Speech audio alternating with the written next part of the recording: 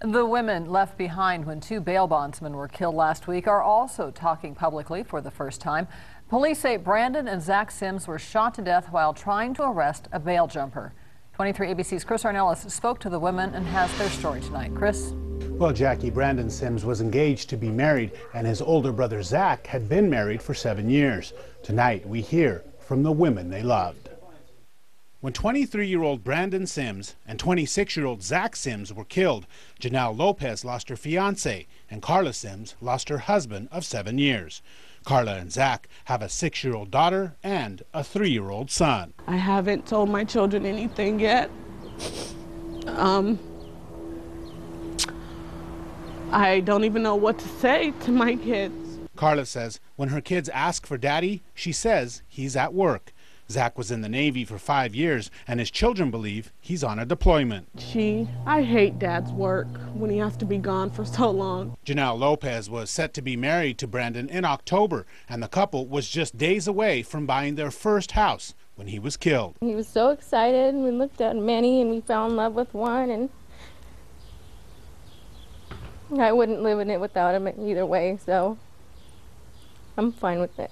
Lopez says Brandon worked as a bail bondsman for 5 years. She says she always worried when Brandon was working because of the danger involved. Every time it was stressful.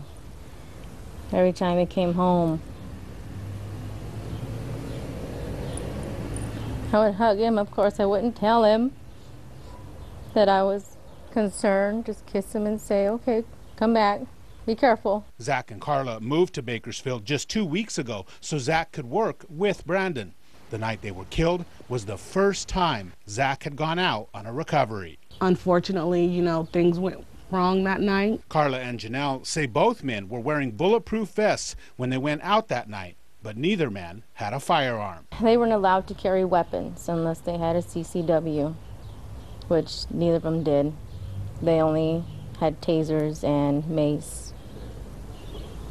And that's probably why it happened the way it did.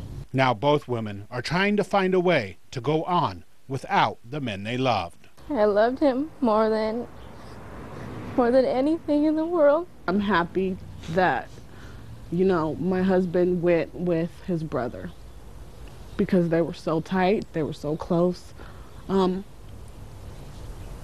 they're at peace together.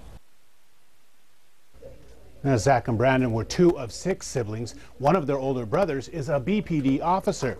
The women say they are still trying to raise the money for both funerals. Friends of the family are hosting a car wash Saturday, and donations are still being taken at Bank of America.